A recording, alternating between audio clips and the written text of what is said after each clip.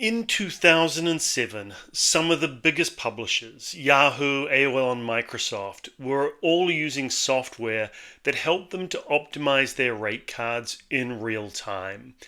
Today, that software doesn't exist, and nobody has really jumped in to fill that gap.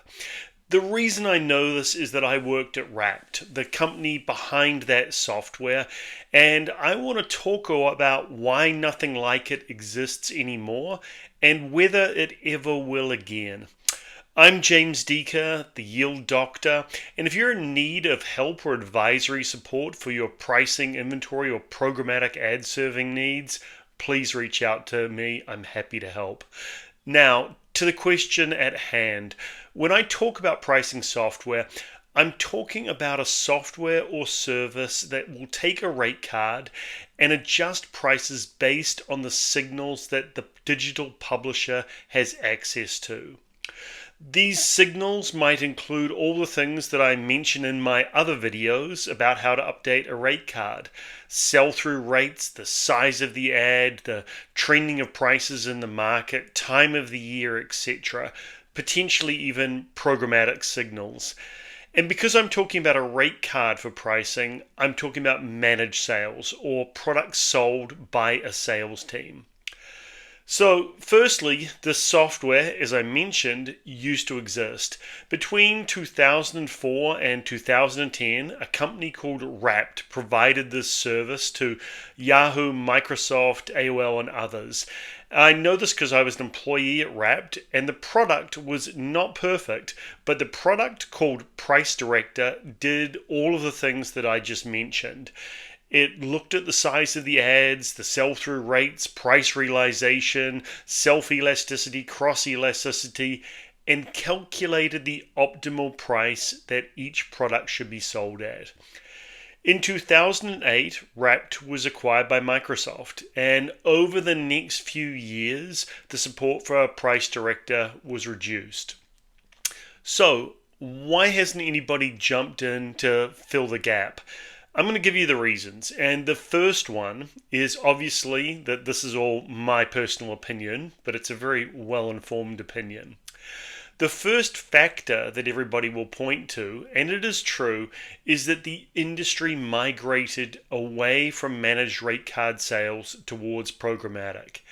At its heyday at Rapt, the vast majority of advertising on the web was still hand-sold in person. Now it is the reverse. The majority is programmatic and the minority is hand-sold. However, that explanation on its own is not enough because we still see a lot of managed sales. We still see publishers who are selling sponsorship products. We still see rate cards that are being used in products like connected TV, podcasts, digital out of home, etc. So that explanation on its own isn't enough, or we would see software being created specifically for those products that is hand-sold. The second reason is that despite the move to programmatic, the price signals in the areas that rate cards are used for is not usually public information. If you compare it to the airline industry or the hotel industry, in those verticals, it is relatively easier for competitors to find out what their competition is charging for a specific product. That is not the case in digital media or digital advertising. There is virtually no good source of public information that is reliable. The third factor is the complexity of the advertising products. In the other industries where they rely on yield management, again, like the pricing of hotel rooms or airline seats, the product is well defined. For example, I can simply describe I want an economy class ticket from San Francisco to New York next Sunday, and I'll get well-defined results. You might think the same is true for advertising. Why can't I just say, I only want to serve ads that appear on billboards, on ComScore top 200 sites for the next 2 weeks? That sounds simple, and you may actually be able to run that by, but in order to do so, you would need to answer a number of other questions, like, do you only want the ads to be served to viewers based in the US? Maybe you only want it to limit it to those states that you do business in.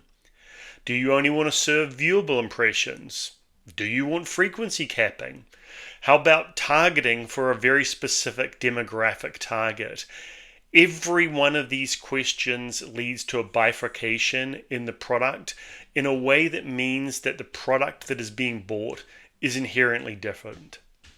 Now, to ensure that there is compliance with pricing law and no collusion, the software also needs to be uniquely configured for every customer that uses it.